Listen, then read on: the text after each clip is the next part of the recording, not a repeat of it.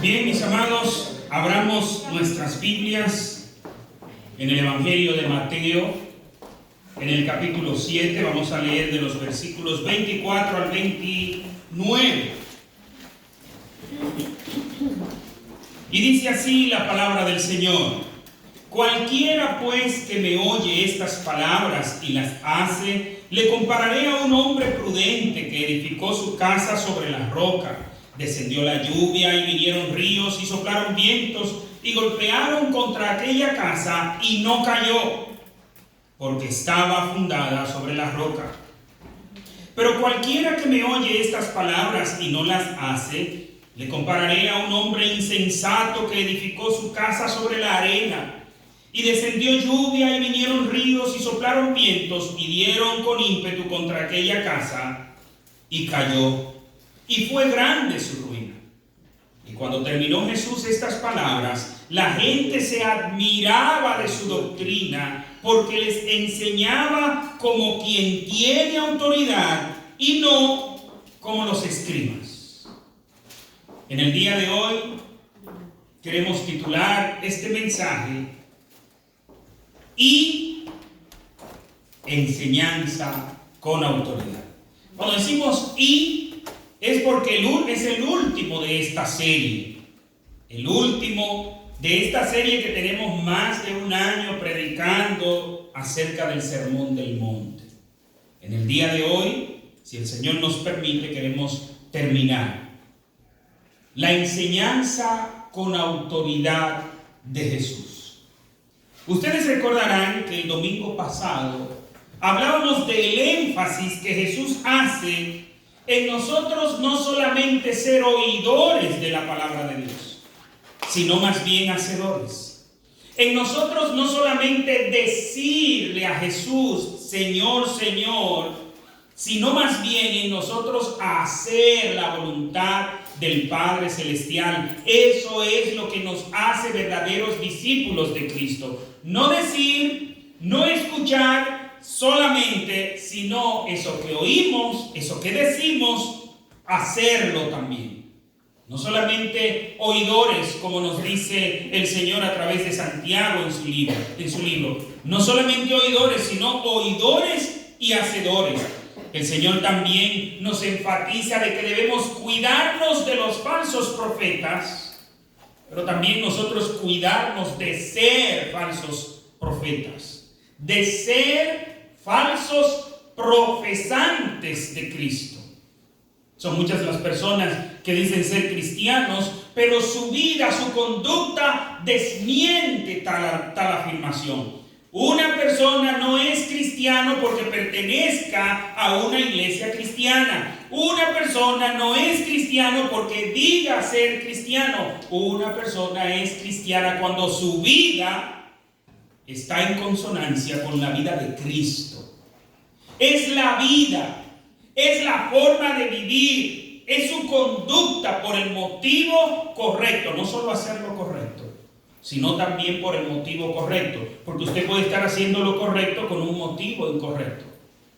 Usted puede ser un conocedor de la Biblia simple y llanamente para demostrarle a todo el mundo lo bueno que usted es sabiendo Biblia, lo sabio que es, todo lo que sabe. Y eso es orgullo, eso es pecado. Entonces no solo es saber lo que dice la Biblia, no solo es querer conocer lo que dice la Biblia, es quererlo conocer por el motivo correcto. ¿Y cuál es el motivo correcto? Traerle gloria a Dios. Y cuando entonces sabemos para traerle gloria a Dios, no humillamos al que no sabe, sino que enseñamos con amor, en paciencia al que no sabe. Estuvimos viendo el domingo pasado que el Señor no nos está diciendo con esto de que la salvación se gana al poner en práctica lo que Jesús enseña en el Sermón del Monte, sino más bien que este mensaje fue dirigido a sus discípulos. Primero hay que ser discípulo de Cristo.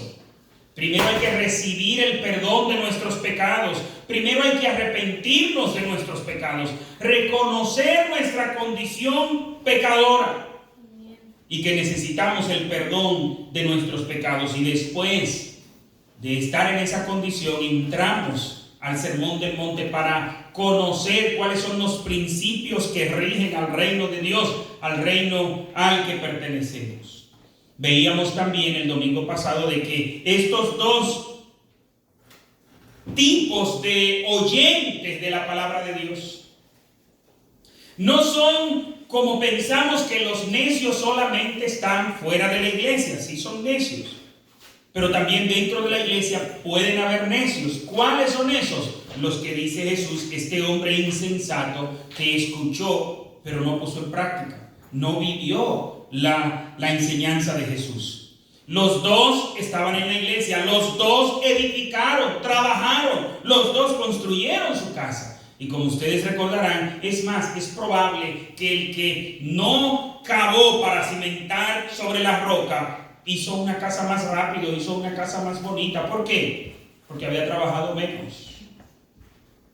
Pero cuando vinieron los investimientos de la vida, cuando es investido por la vida, que todos recibimos esos procesos, todos sufrimos pérdidas, pérdida de trabajo, pérdidas financieras, pérdida de salud, pérdida de seres queridos. Todos somos atacados, como dice aquí, que vinieron las lluvias, los vientos, el río, y dio con ímpetu sobre aquella casa.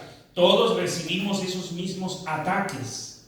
A veces ataques de nuestra carnalidad, a veces ataques del mundo, a veces ataques de Satanás. Todos pasamos por ahí. Ahora, ¿dónde está la gran diferencia en estos dos tipos de personas?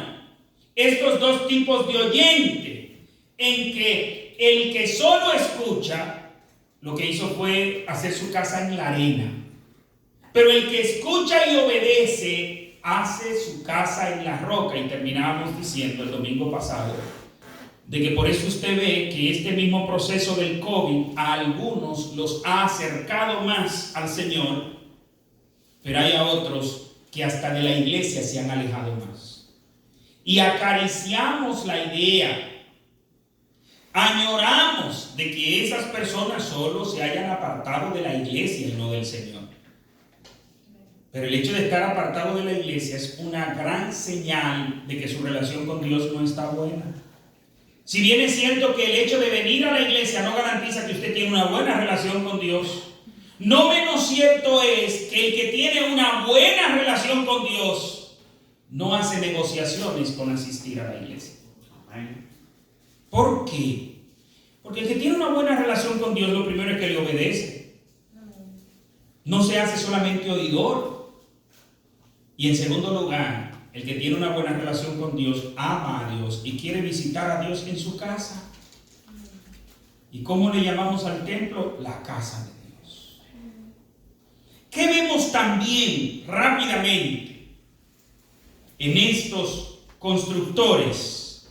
Que cada uno eligió qué hacer. Cada uno eligió qué hacer. Uno elige construir en la arena, a flor de tierra.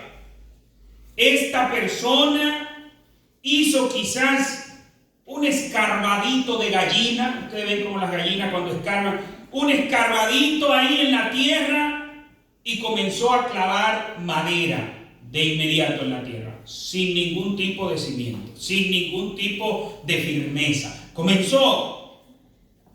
¿Pero lo obligaron a él eso? No, esa fue una decisión personal de él. De edificar sobre la arena. Y cualquiera que tenga 2 dedos de frente, o que tenga por lo menos los ojos en la cara, sabe que usted construir en la arena es de necio. Oye, pero usted no tiene que ser ingeniero, usted no tiene que coger un cursito más leve de construcción y saber que si usted construye en arena, desde que llegue el agua, se le va a llevar la arena que está debajo, porque la arena no tiene firmeza.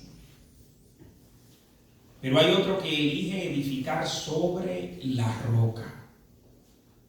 ¿Y qué es la roca en esto? En esta parábola, la obediencia al mandamiento de Cristo. El mismo Jesucristo dice: cualquiera pues que me oye estas palabras y las hace, Le compararé a un hombre prudente que edificó su casa sobre la roca. ¿Qué es edificar sobre la roca aquí? Es edificar obedeciendo el mandamiento de Cristo. Eso representa la obediencia al mandamiento de Cristo, representa la firmeza que da el cimiento puesto en la roca. Cuando una construcción, y de hecho, vuelvo a repetir, no me quiero extender mucho en esta parte, pero usted ha pensado, aquí tenemos nosotros el mejor ejemplo para hablar de esto. ¿Usted ha pensado que siendo Manhattan una isla pequeña, es una isla pequeña, ¿por qué si es una isla pequeña como es, hay rascacielos tan altos?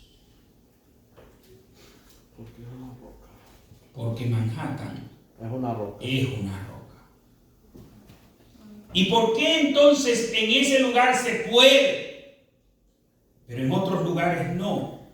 Porque el otro lugar no tiene ese lecho rocoso. Una roca, de hecho, esa roca tiene su nombre porque es una de las rocas más fuertes, duras que hay en el mundo.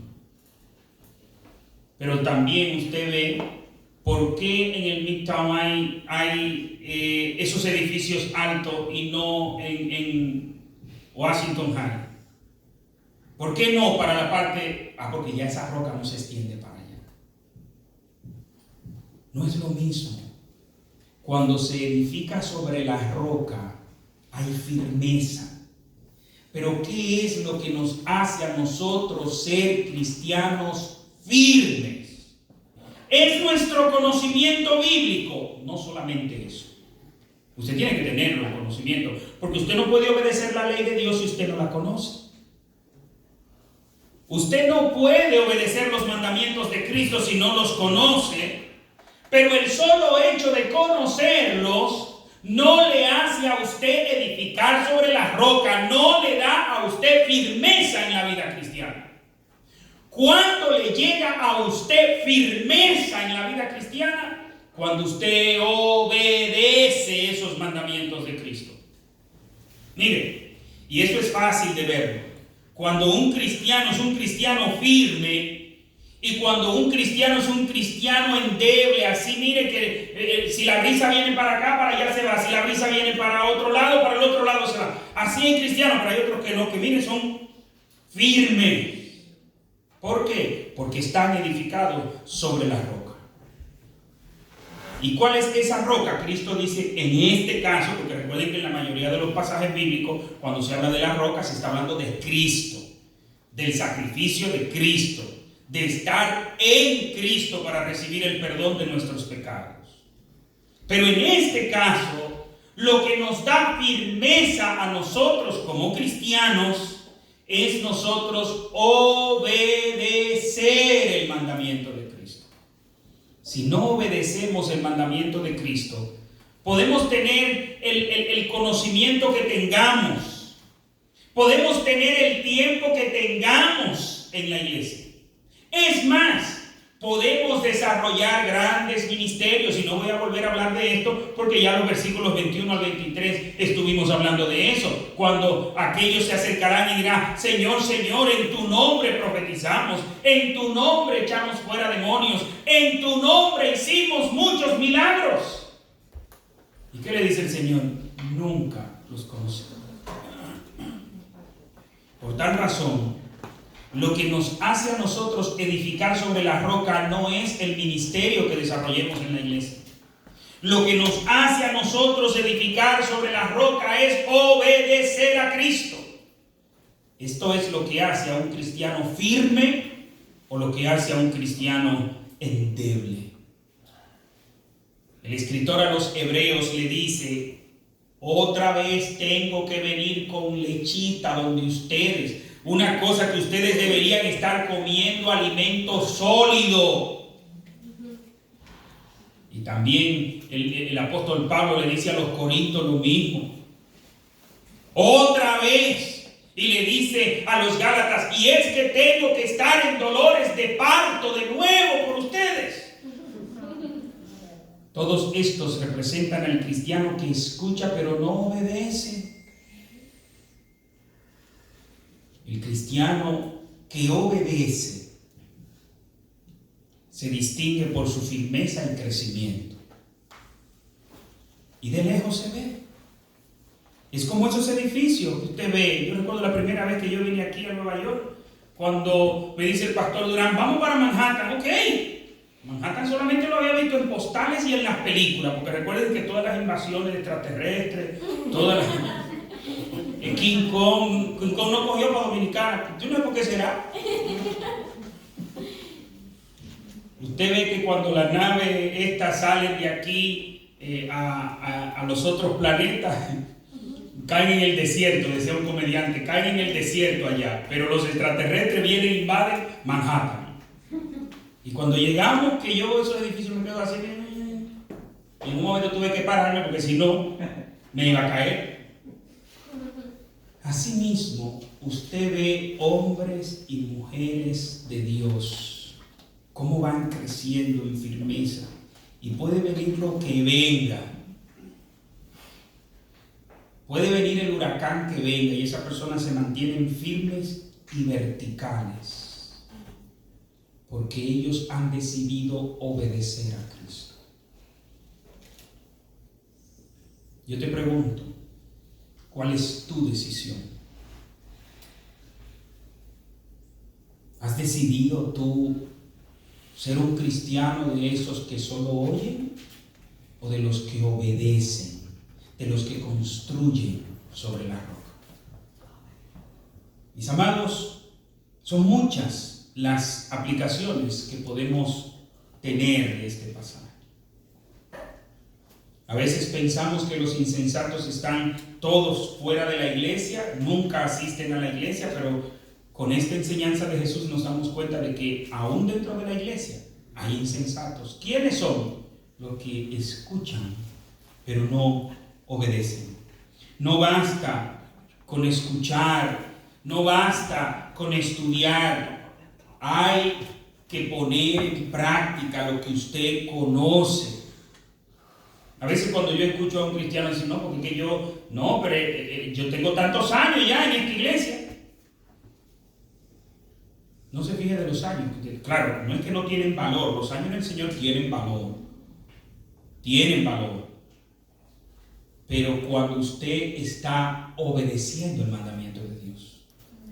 No recuerdo cuál era el pastor que predicaba aquí. Sí recuerdo que fue aquí mismo que predicó de una persona que decía: no, porque ya yo tengo 11 años en la iglesia. No. Usted lo que tiene es un año en el Señor, repitiendo lo mismo, el mismo contenido cada año, pero no avanza, no crece.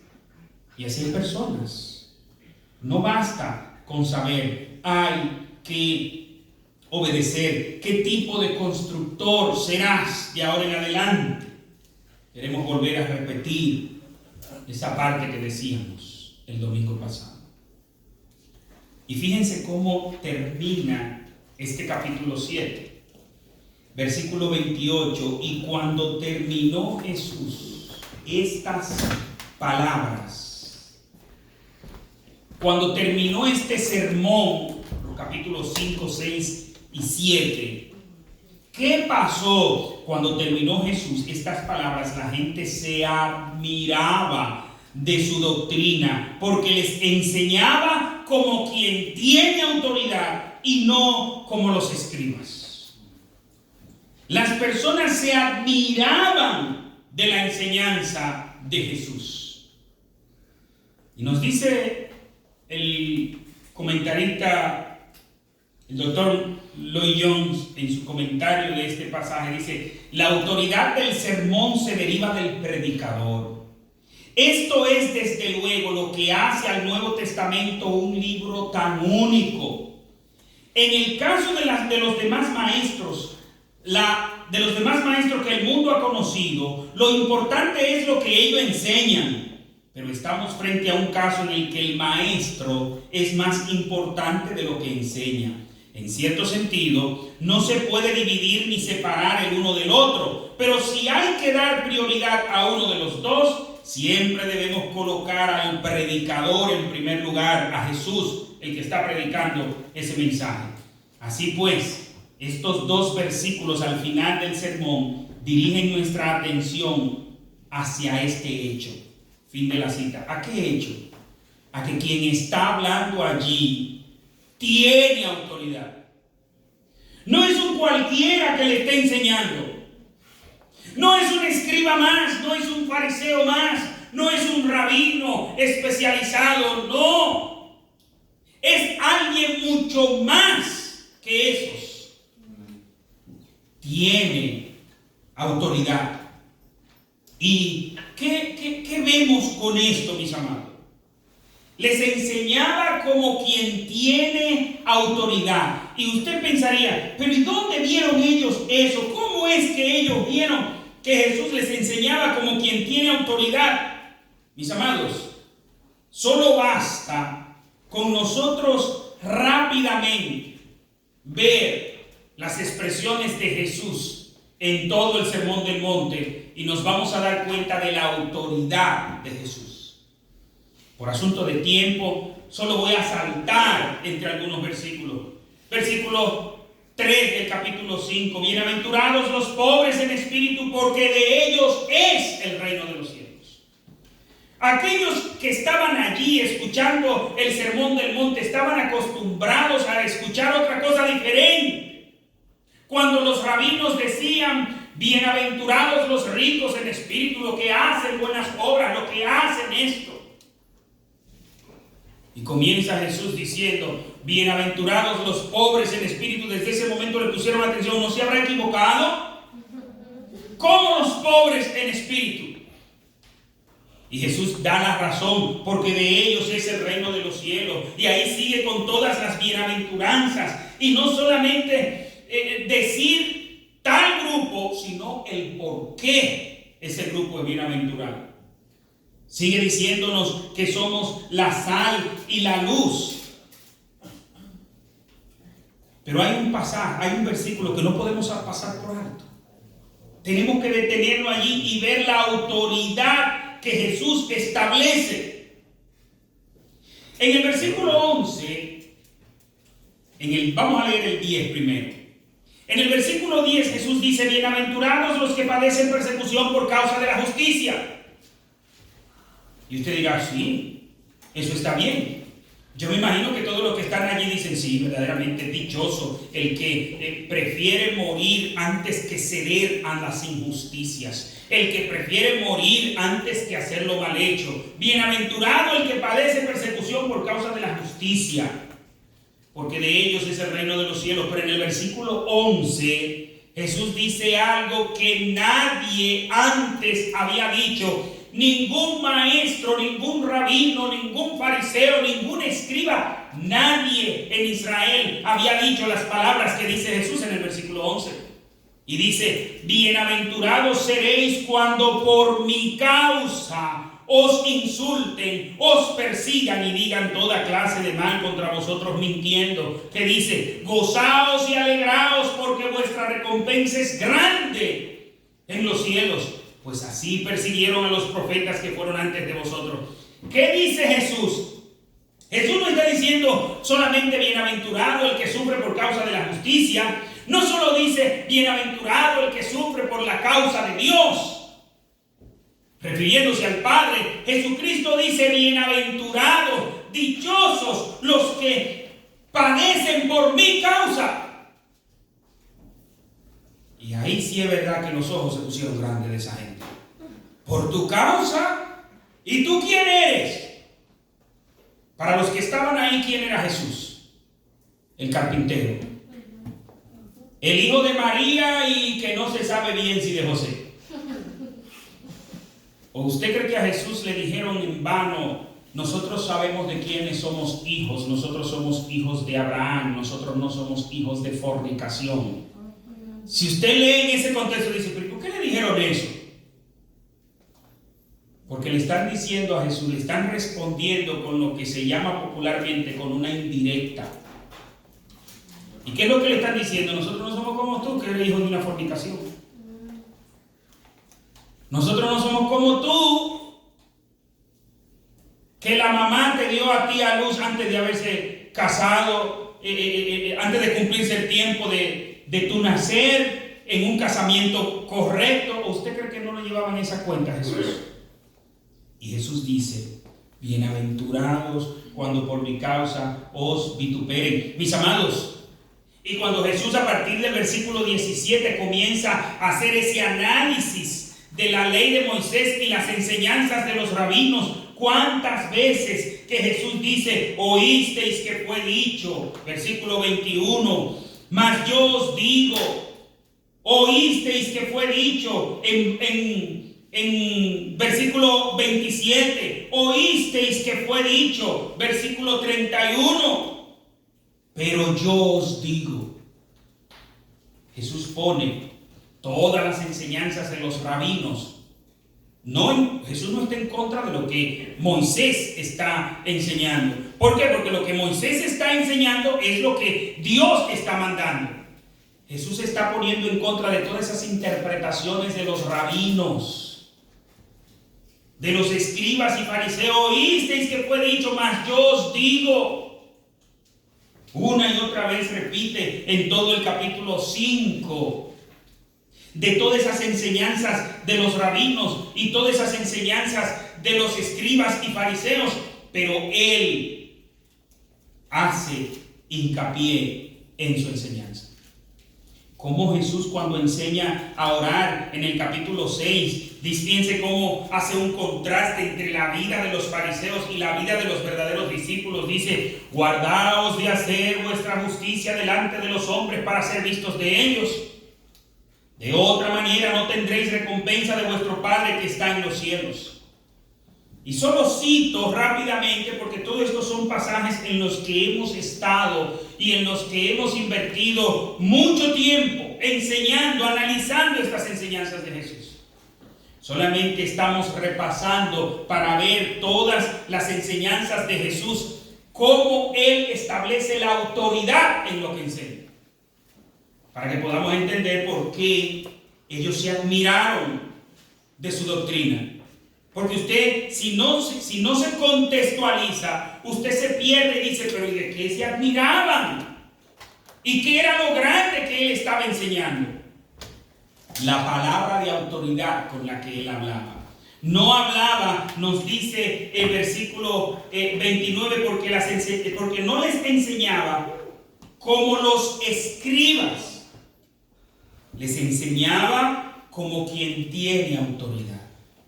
Jesús enseñó con autoridad.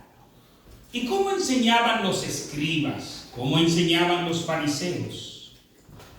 Mis amados, es importante que nosotros analicemos esa parte de los escribas y fariseos.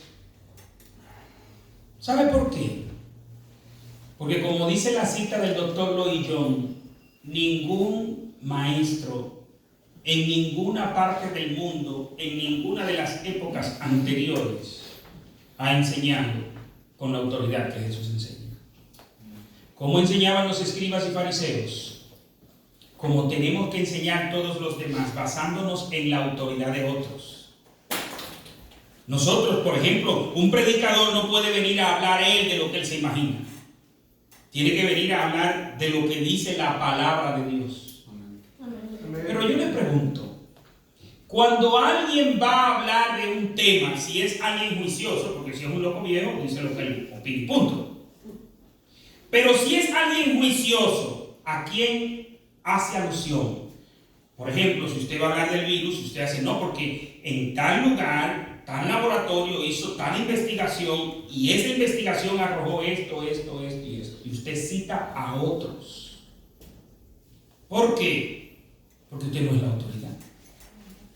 Y usted ve a muchos expertos que cuando hablan del virus ahora lo que siempre dicen es: bueno, hay que ver porque es que esto es muy nuevo. Esa es la palabra más común que escuchamos, la expresión más común es que hay que ver porque es que este virus es nuevo.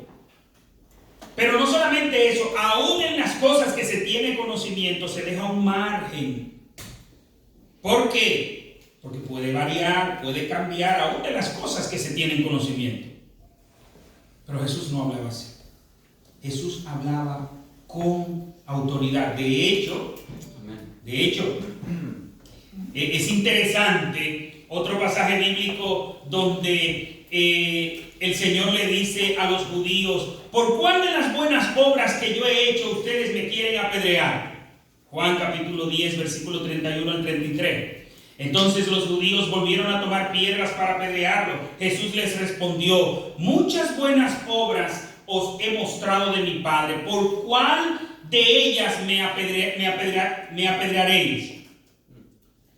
Le respondieron los judíos diciendo: por buena obra no te apedreamos, sino por la blasfemia, porque tú, siendo hombre, te haces Dios.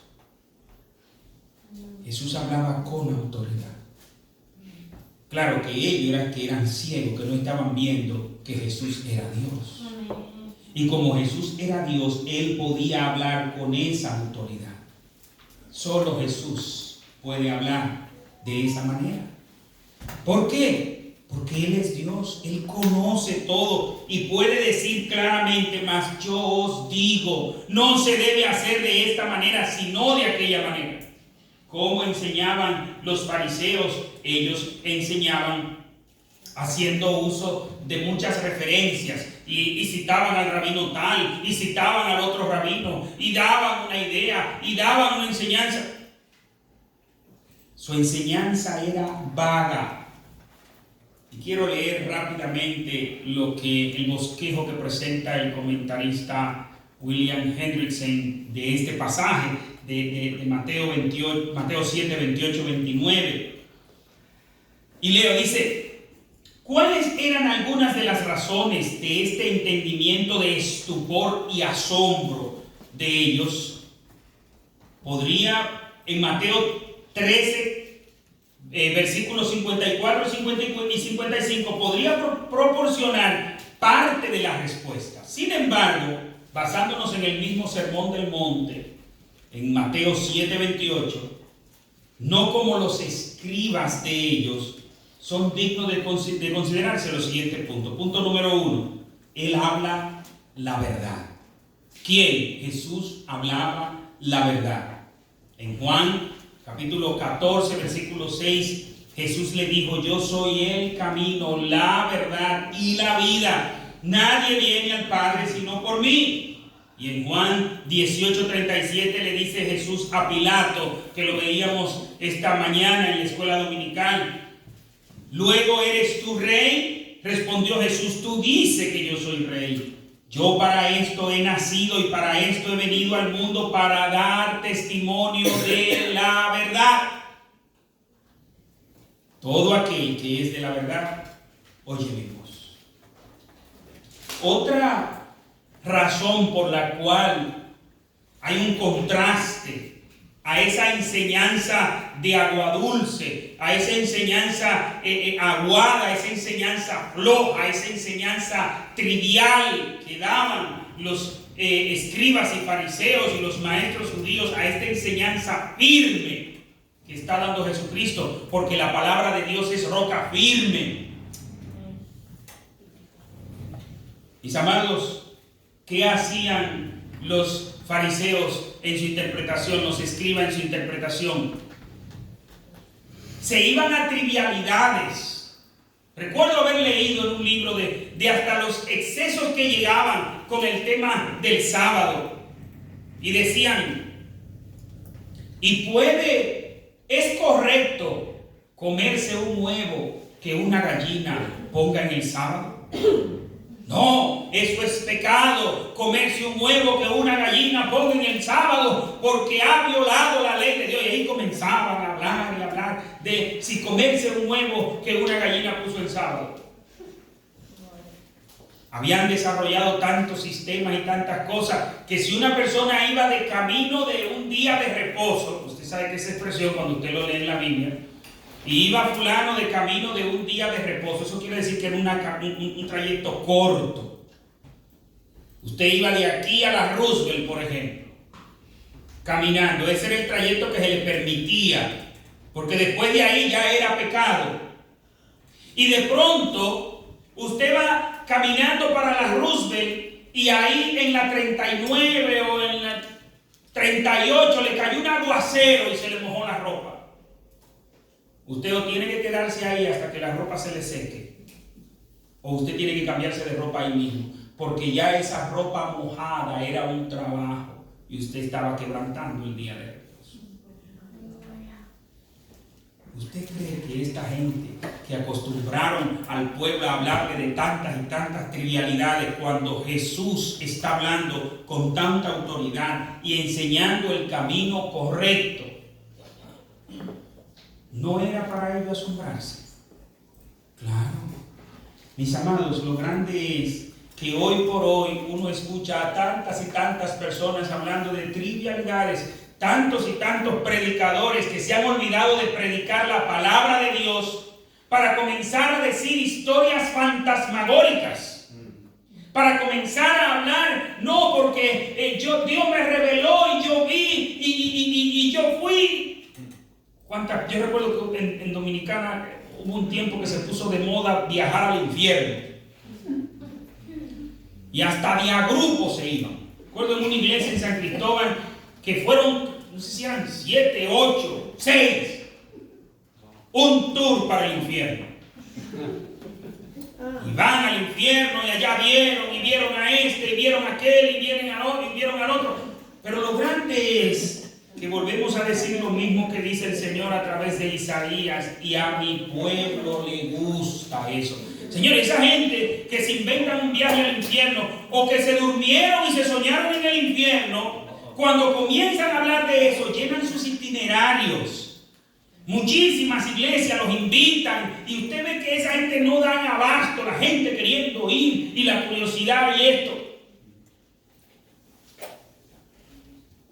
¿Y qué sustancia tiene eso? ¿Qué firmeza tiene eso? Ninguna. ¿Sabe cuál es la firmeza? ¿Sabe cuál es la sustancia? La palabra de Dios. Amén. Pero a la gente le gusta el entretenimiento, porque eso entretiene. Yo no voy a decir que eso edifica. Porque ¿qué cosas pueden decir ellos que vieron en el infierno que la Biblia no lo diga? ¿Y qué cosas pueden decir ellos que vieron en el infierno que la Biblia lo contradiga y haya que creérselo a ellos? Además, yo le pregunto a usted, si a mí me dijera alguien que me va a mostrar el cielo, amén, pero ¿y el infierno? ¿Qué quiere aprender el infierno? Pues no es del infierno que usted quiere librarse. Pero la curiosidad, y esa gente lo escucha, mire, se le llenan las agendas. Aún hoy en día vemos lo mismo.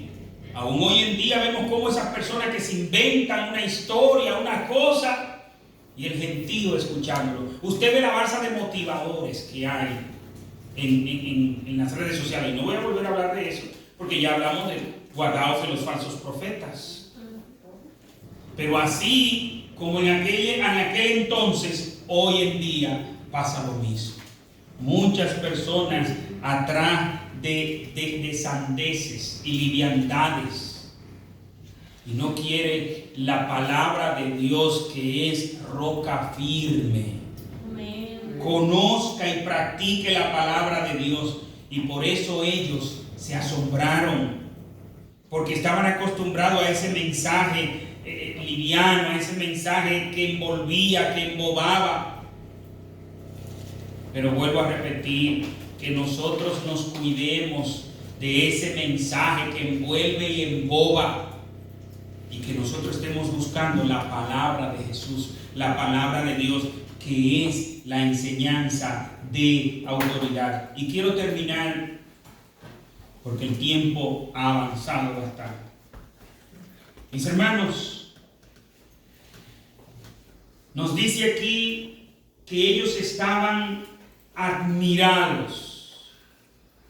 Y la palabra griega que se ocupa para esa expresión es una palabra para esa emoción, es una palabra que transmite muchas ideas. Quiero leer rápidamente esta cita de Hendrickson nuevamente. Dice: En nuestro idioma es muy difícil, quizás imposible, reproducir el sabor exacto del pintoresco verbo usado en el original para describir el estado del corazón y la mente de la gente. Además de que estaban admiradas, se han ofrecido las siguientes traducciones: quedaron asombradas, quedaron maravilladas, atónitas, se espantaban.